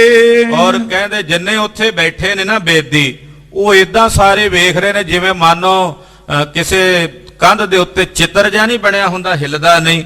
ਇਦਾਂ ਉਹ ਵੇਖ ਰਹੇ ਨੇ ਵੀ ਇਹ ਕਿਵੇਂ ਨੱਚਦੇ ਨੇ, ਕਰਦੇ ਕੀ ਨੇ ਜਿਹੜੇ ਕਿੰਨਰ ਆਏ ਹੋਏ ਨੇ। ਸਾਂ ਸੁਧ ਨੇ ਕਟਕੀ ਸਭਾ ਸੋ ਠਟਕੀ। ਜਿੰਨੀ ਸਭਾ ਸੀ ਇੱਕ ਵਾਰੀ ਸਾਰੇ ਟਿਕ ਕੇ ਬਹਿ ਗਏ, ਸਭ ਨੂੰ ਸੁੱਧ ਭੁੱਲ ਗਏ। ਦ੍ਰਿਸ਼ਟੇ ਅਟਕੀ ਨ੍ਰਿਤ ਵਿਖੇ। ਕਿੰਨਰਾਂ ਦਾ ਜਿਹੜਾ ਨ੍ਰਿਤ ਹੈ ਉਹ ਸਾਰੇ ਖਲੋ ਕੇ ਸਾਹਮਣੇ ਤੱਕ ਰਹੇ ਨੇ, ਵੇਖ ਰਹੇ ਨੇ ਬੇਦੀ। ਅੜਿਲ ਵਿਸਰੇ ਦੇਸ਼ਨ ਕਾਲ ਸਭਾ ਸਦ ਜੇ ਸਵੇ। ਦੇਸ਼ ਕਾਲ ਸਭ ਸਾਰਿਆਂ ਨੂੰ ਭੁੱਲਿਆ ਹੋਇਆ ਹੈ। ਮੁਸਕਾਨੇ ਸੁਖਦਾਨ ਹੀਰ ਤਿਨ ਬਿਦ ਤਵੇ। ਸਤਿਗੁਰੂ ਜੀ ਵੇਖ ਰਹੇ ਨੇ ਮਹਾਰਾਜ ਜੀ ਦਾ ਮੁਖ ਦੇ ਉੱਤੇ ਛੋਟੀ ਜੀ ਮੁਸਕਰਾਹਟ ਹੈ। ਇੰਦਰ ਜਾਲ ਕੀ ਰੀਤ ਜਗਤ ਪਰ ਪੰਚ ਜੋ। ਆਖੋ ਸਤਨਾਮ ਸ੍ਰੀ ਵਾਹਿਗੁਰੂ। ਉਹ ਜਿੰਨੇ ਵੇਖ ਰਹੇ ਨੇ ਉਹ ਵੇਖ ਕੇ ਉਹਦੇ ਵਿੱਚ ਖਚਿਤ ਹੋ ਰਹੇ ਨੇ। ਵੇਖ ਗੁਰੂ ਨਾਨਕ ਸਾਹਿਬ ਵੀ ਰਹੇ ਨੇ, ਪਰ ਸਤਿਗੁਰਾਂ ਦਾ ਵੇਖਣਾ ਕੈਸਾ ਹੈ। ਮਹਾਰਾਜ ਜੀ ਵੇਖ ਰਹੇ ਨੇ ਵੀ ਇਹ ਸਭ ਇੰਦਰਜਾਲ ਵਾਂਗੂ ਝੂਠਾ ਪਰਪੰਚ ਹੈ, ਇਹਦੇ ਚ ਕੁਝ ਵੀ ਸੱਚ ਨਹੀਂ। ਆਖੋ ਸਤਨਾਮ ਸ੍ਰੀ ਵਾਹਿਗੁਰੂ। ਜਿਵੇਂ ਇੰਦਰਜਾਲ ਆ ਇੰਦਰ ਧਨੁਸ਼ ਨਹੀਂ ਕਹਿ ਦਿੰਦੇ, ਉਹ ਝੂਠਾ ਹੀ ਹੁੰਦਾ ਨਾ। ਸੱਤ ਰੰਗੀ ਪੀਂਗ, ਉਹ ਕਿਹੜੀ ਪੀਂਗ ਹੁੰਦੀ, ਉਹ ਤਾਂ ਇੱਕ ਭਰਮ ਜਿਹਾ ਹੀ ਹੁੰਦਾ ਹੈ। ਮਹਾਰਾਜ ਜੀ ਵੇਖ ਰਹੇ ਨੇ, ਕਹਿੰਦੇ ਸਭ ਇੰਦਰਜਾਲ ਵਾਂਗੂ ਪਰਪੰਚ ਹੈ, ਇਹਦੇ ਚ ਕੁਝ ਵੀ ਸੱਚ ਨਹੀਂ। ਐਸੀ ਦ੍ਰਿਸ਼ਟੀ ਨਾਲ, ਗਿਆਨਮਈ ਦ੍ਰਿਸ਼ਟੀ ਨਾਲ ਸਤਿਗੁਰੂ ਜੀ ਵੇਖ ਰਹੇ ਨੇ। ਹੋ ਅਸ ਪ੍ਰਕਾਰ ਲਖ ਹਿਰਦੇ ਸਦੀਵ ਅਬੰਚ ਜੋ। ਕਹਿੰਦੇ ਜਿਹੜੇ ਮਹਾਂਪੁਰਸ਼ ਹੁੰਦੇ ਆ ਨਾ, ਉਹ ਇਦਾਂ ਹੀ ਵੇਖਦੇ ਆ ਸਾਰੇ ਵਰਤਾਰੇ ਨੂੰ, ਸੰਸਾਰ ਨੂੰ। ਔਰ ਐਸੇ ਸੰਸਾਰ ਦੇ ਵਰਤਾਰੇ ਨੂੰ ਵੇਖ ਕੇ ਉਹ ਠੱਗੇ ਨਹੀਂ ਜਾਂਦੇ। ਦਿਓ ਦਰਬ ਬਹੁਤੀ ਸੇ ਮਹਾ ਸੁਖ ਕੰਦ ਹੈ। ਪਿਤਾ ਜੀ ਹੁਣਾਂ ਨੇ ਉਹਨਾਂ ਕਿੰਦਰਾਂ ਨੂੰ ਮਾਇਆ ਦਾ ਦਾਨ ਦਿੱਤਾ ਹੈ। ਬੇਦੀ ਚੰਦ ਮੁਕੰਦ ਸੋ ਬ੍ਰਹਮਾਨੰਦ ਹੈ। ਜਿੰਨੇ ਬੇਦੀ ਨੇ ਸਾਰੇ ਆਨੰਦ ਵਿੱਚ ਨੇ, ਉਹਨਾਂ ਨੂੰ ਇਹ ਵਿਸ਼ੇ ਆਨੰਦ ਆ ਰਹੇ ਨੇ, ਪਰ ਜਗਤ ਗੁਰੂ ਗੁਰੂ ਨਾਨਕ ਸਾਹਿਬ ਬ੍ਰਹਮਾਨੰਦ ਵਿੱਚ ਤਾਰੀਆਂ ਲਾ ਰਹੇ ਨੇ। ਵਿਸ਼ੇ ਆਨੰਦ ਏਦਾਂ ਜਿਵੇਂ ਕਟੋਰੇ 'ਚ ਭਰਿਆ ਪਾਣੀ, ਬ੍ਰਹਮਾਨੰਦ ਐਸਾ ਜਿਵੇਂ ਸਮੁੰਦਰ ਵਿੱਚ ਭਰਿਆ ਅਥਾਹ ਜਲ।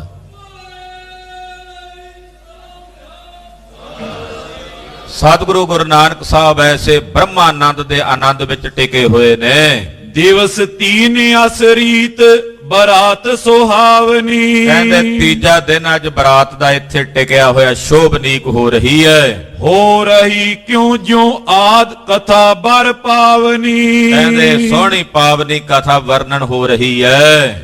ਤਿਨ ਪੁਨ ਮਾਨਵ ਪਠਾ ਹਕਾਰ ਨ ਆਇਓ। ਤਿੰਨ ਦਿਨ ਬੀਤੇ, ਤੀਜੇ ਦਿਨ ਕਹਿੰਦੇ ਇੱਕ ਸੇਵਾਦਾਰ ਆਇਆ।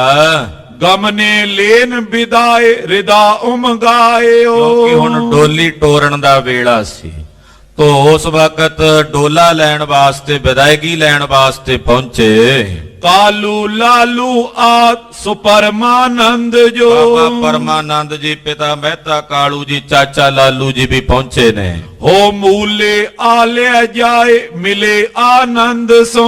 ਕਹਿੰਦੇ ਬਾਬੇ ਮੂਲ ਚੰਦ ਦੇ ਘਰ ਪਹੁੰਚੇ ਸਾਰੇ ਆਨੰਦ ਸਹਿਤ। ਸਵਈਆ ਭਾਂਜਨ ਪੂਖਨ ਚੀਰ ਪਟੰਬਰ। ਕਹਿੰਦੇ ਚੌਧਰੀ ਜਿੱਤੇ ਰੰਧਾਵੇ ਨੇ ਆਖਿਆ ਵੀ ਇਹ ਮੂਲ ਚੰਦ ਦੀ ਧੀ ਨਹੀਂ, ਮੇਰੀ ਧੀ ਹੈ। ਚੌਧਰੀ ਸੀ, ਸ਼ਾਹੂਕਾਰ ਸੀ, ਉਹਨੇ ਅਨੇਕ ਪ੍ਰਕਾਰ ਦੀਆਂ ਵਸਤੂਆਂ ਮਾਤਾ ਸੁਲੱਖਣੀ ਜੀ ਨੂੰ ਦਿੱਤੀਆਂ ਹਨ। ਦੋਹਰਾ ਸਭ ਬਿਦਨੀ ਕੀ ਰੀਤ ਕਰ। ਦੋਇ ਦਿਸ਼ ਮੋਦੈ ਛਾਏ। ਵਿਦਾਇਗੀ ਦਾ ਟਾਈਮ ਹੈ, ਸਰਬ ਰੀਤੀਆਂ ਨਿਭਾਈਆਂ ਗਈਆਂ, ਦੋਵਾਂ ਪਾਸੇ ਦੋਨਾਂ ਪਰਿਵਾਰਾਂ 'ਚ ਖੁਸ਼ੀਆਂ ਹਨ। ਰਸ ਰਾਖਿਓ ਯੁਗ ਪਰਸ ਪਰ ਜਸ ਵਿਧੀ ਹਿਤੇ ਅਲਾਏ। ਚੌਧਰੀ ਹਿੱਤਾ ਰੰਧਾਵਾ ਆਪ ਉੱਥੇ ਮੌਜੂਦ ਸੀ, ਉਹਨੇ ਆਪ ਵਿੱਚ ਰਹਿ ਕੇ ਦੋਨਾਂ ਪਰਿਵਾਰਾਂ ਦਾ ਜਸ ਵਧਾਇਆ। ਸਵਈਆ ਮੂਲੇ ਕੀਤੀਆ ਵਿਰਾਗ ਕਰੇ। ਹੁਣ ਮਾਤਾ ਸੁਲੱਖਣੀ ਨੂੰ ਟੋਰਨ ਲੱਗੇ ਨਾ ਜਦੋਂ, ਤੇ ਬਾਬੇ ਮੂਲ ਚੰਦ ਦੀ ਘਰ ਵਾਲੀ ਤੇ ਮਾਤਾ ਸੁਲੱਖਣੀ ਦੀ ਮਾਂ ਚੰਦੋ ਰਾਣੀ, ਗੁਰੂ ਨਾਨਕ ਸਾਹਿਬ ਦੀ ਸਾਸੂ ਮਾਤਾ ਦਾ ਨਾਂ ਸੀ ਮਾਤਾ ਚੰਦੋ ਰਾਣੀ। ਤੋਂ ਮਾਤਾ ਚੰਦੋ ਰਾਣੀ ਜੀ ਧੀ ਰਾਣੀ ਨੂੰ ਟੋਰਨ ਵੇਲੇ ਬੜੇ ਵਿਰਾਗ ਨਾਲ ਭਰੇ ਨੇਤਰ ਛਲਕ ਰਹੇ ਨੇ। ਤਨੀਆ ਅਨੁਰਾਗ ਹਿਰਦੇ ਉਮਗਾਏ। ਧੀ ਨੂੰ ਟੋਰਨ ਦਾ ਅਨੁਰਾਗ ਹੈ ਮਨ ਵਿੱਚ। ਔਰ ਮਿਲੀ ਕਨਕਾ ਤਹਿ ਆਨ। ਹੋਰ ਵੀ ਕਈ ਇਸਤਰੀਆਂ ਆਣ ਮਿਲੀਆਂ ਹਨ ਇੱਥੇ ਗੁਆਂਢਣਾ। ਵੱਡੀ ਵੱਡ ਭਾਗਣ ਹੈ ਜੈ ਥਾਈ। ਜਿਹੜੀਆਂ ਵੱਡਿਆਂ ਭਾਗਾਂ ਵਾਲੀਆਂ ਮਾਤਾ ਸੁਲੱਖਣੀ ਦੀਆਂ ਭੈਣਾਂ ਤੇ ਸਹੇਲੀਆਂ ਹਨ। ਡੋਰੇ ਕੋ ਅਗਰਜ ਕੀਨ ਚਲੇ। ਡੋਲੇ 'ਚ ਬਿਠਾਇਆ ਸਾਹਿਬ ਸੱਚੇ ਪਾਤਸ਼ਾਹ ਜੀ ਮਹਾਰਾਜ ਜੀ ਨਾਲ ਹਨ, ਲਾੜੇ ਰੂਪ 'ਚ ਸ਼ੋਭਨੀਕ ਹੋ ਰਹੇ ਨੇ। ਮਾਤਾ ਸੁਲੱਖਣੀ ਨੂੰ ਡੋਲੀ 'ਚ ਬਿਠਾ ਕੇ ਡੋਲਾ ਅੱਗੇ ਟੋਰਿਆ।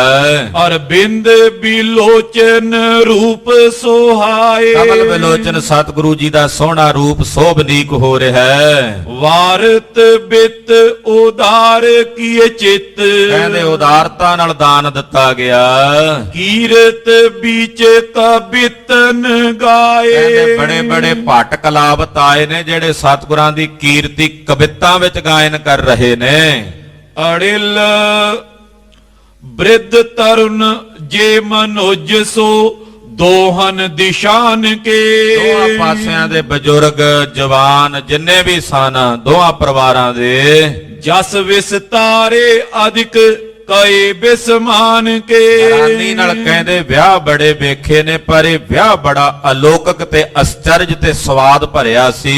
ਹਮੇ ਬਿਲੋਕਤ ਕਬੇ ਨ ਅਸ ਉਸਤ ਉਤਸਵ ਪਇਓ। ਕਹਿੰਦੇ ਅਸੀਂ ਕਦੇ ਅੱਜ ਤਾਈਂ ਐਸਾ ਉਤਸਵ ਨਹੀਂ ਵੇਖਿਆ, ਵੱਡੇ ਵੱਡੇ ਰਾਜਿਆਂ ਦੇ ਘਰ ਵੀ ਐਸਾ ਹੀ ਵਿਆਹ ਦੀ ਖੁਸ਼ੀ ਨਹੀਂ ਤੱਕੀ। ਹੋ ਜੈਸੇ ਇਸ ਉਪਬਿਆਏ ਹਰਖ ਅਤਿਸ਼ੈ ਪਇਓ। ਕਹਿੰਦੇ ਜੈਸਾ ਇਹ ਸੁੰਦਰ ਵਿਆਹ ਹੋਇਆ ਜਿਹਦੇ ਵਿੱਚ ਇੰਨੀ ਖੁਸ਼ੀ ਇੰਨਾ ਆਨੰਦ ਤੇ ਖੇੜਾ ਸੀ। ਦੋਹਰਾ ਅਸ ਬਿਦ ਜਸ ਵਿਸਤਾਰ ਕੈ ਗਮਨੀ ਪੰਥ ਬਰਾਤ। ਇਸ ਪ੍ਰਕਾਰ ਜਸ ਦਾ ਵਿਸਥਾਰ ਕਰਕੇ ਸਾਰੀ ਬਰਾਤ ਬਟਾਲੇ ਤੋਂ ਸ੍ਰੀ ਸੁਲਤਾਨਪੁਰ ਸਾਹਿਬ ਨੂੰ ਚੱਲ ਪਈ। ਕ੍ਰਮ ਕ੍ਰਮ ਕਰੇ ਨਿਵਾਸ ਤਿਉ ਜਿਉ ਕੀਨੇ ਮਗ ਜਾਤ। ਜਿਵੇਂ ਜਾਂਦੇ ਵੇਲੇ ਰਸਤੇ 'ਚ ਟਿਕਾਣਾ ਕੀਤਾ ਸੀ, ਇਦਾਂ ਆਉਂਦਿਆਂ ਵੀ ਰਸਤੇ 'ਚ 3 ਰਾਤਾਂ ਲੱਗੀਆਂ ਨੇ। ਸੁਲਤਾਨਪੁਰ ਸਾਹਿਬ ਬਰਾਤ ਵਾਪਸ ਆਈ। ਸਤਿਗੁਰੂ ਗੁਰੂ ਨਾਨਕ ਸਾਹਿਬ ਦੇ ਵਿਆਹ ਦਾ ਪ੍ਰਸੰਗ ਸੰਪੂਰਨ ਹੋਇਆ। ਸਾਰੀਆਂ ਸੰਗਤਾਂ ਨੂੰ ਜਗਤ ਗੁਰੂ ਗੁਰੂ ਨਾਨਕ ਸਾਹਿਬ ਦੇ ਵਿਆਹ ਪੁਰਬ ਦੀਆਂ ਵਧਾਈਆਂ।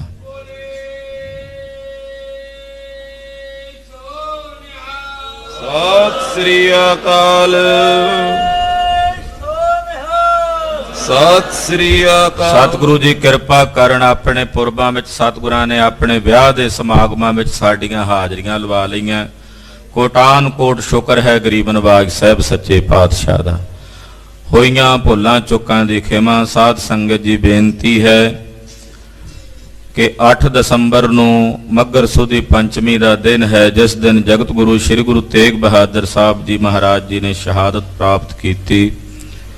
ਗੁਰਦੇਵ ਦੇ ਸ਼ਹੀਦੀ ਸਮਾਗਮ ਨੂੰ ਮੁੱਖ ਰੱਖਦਿਆਂ ਗੁਰਦੁਆਰਾ ਸ੍ਰੀ ਮੋਤੀ ਬਾਗ ਸਾਹਿਬ ਤੋਂ 7 ਦਸੰਬਰ ਨੂੰ ਸਵੇਰੇ ਤਕਰੀਬਨ 10 ਵਜੇ ਨਗਰ ਕੀਰਤਨ ਪ੍ਰਾਰੰਭ ਹੋਣਗੇ। ਗੁਰੂ ਚਰਨਾਂ 'ਚ ਅਰਦਾਸ ਬੇਨਤੀ ਕਰਕੇ ਜੋ ਸ਼ਹਿਰ ਦੇ ਬਾਜ਼ਾਰਾਂ 'ਚੋਂ ਹੁੰਦਿਆਂ ਸ਼ਾਮ ਨੂੰ ਗੁਰਦੁਆਰਾ ਸ੍ਰੀ ਦੁੱਖ ਨਿਵਾਰਨ ਸਾਹਿਬ ਵਿਖੇ ਨਗਰ ਕੀਰਤਨ ਦੀ ਸਮਾਪਤੀ ਹੋਵੇਗੀ। ਉਪਰੰਤ ਰਾਤ ਨੂੰ ਕਵੀ ਦਰਬਾਰ ਸਜਣਗੇ। ਕਵੀ ਦਰਬਾਰਾਂ ਵਿੱਚ ਵੀ ਆਪ ਜੀ ਹਾਜ਼ਰੀਆਂ ਭਰੋ, ਨਗਰ ਕੀਰਤਨ ਵਿੱਚ ਵੀ ਸ਼ਮੂਲੀਅਤ ਕਰੋ। 8 ਤਰੀਕ ਨੂੰ ਸੁਬਾਹ ਅੰਮ੍ਰਿਤ ਵੇਲੇ ਤੋਂ ਹੀ ਦੀਵਾਨ ਪ੍ਰਾਰੰਭ ਹੋ ਜਾਣਗੇ। ਜੋ ਨਿਰੰਤਰ ਸਾਰਾ ਦਿਨ ਚੱਲਣਗੇ। ਸ਼ਾਮ ਨੂੰ 5 ਤੋਂ 11 ਵਜੇ ਤੱਕ ਮਹਾਨ ਕੀਰਤਨ ਦਰਬਾਰ ਹੋ ਰਿਹਾ ਹੈ। ਕੀਰਤਨ ਦਰਬਾਰ ਵਿੱਚ ਪੰਥ ਪ੍ਰਸਿੱਧ ਰਾਗੀ ਸਿੰਘ ਸਹਿਬਾਨ ਸ੍ਰੀ ਹਰਮੰਦਰ ਸਾਹਿਬ ਤੋਂ ਹਾਜ਼ਰੀਆਂ ਭਰ ਰਹੇ ਨੇ। ਆਪ ਜੀ ਨੇ ਹਾਜ਼ਰੀਆਂ ਭਰ ਕੇ ਗੁਰੂ ਦਾ ਸਰਵਣ ਕਰਨਾ, ਗੁਰੂ ਦੀਆਂ ਖੁਸ਼ੀਆਂ ਪ੍ਰਾਪਤ ਕਰਨੀਆਂ ਹਨ। ਦੂਸਰੀ ਬੇਨਤੀ ਹੈ ਕਿ 5 ਤਰੀਕ ਦਿਨ ਐਤਵਾਰ ਨੂੰ ਸਵੇਰੇ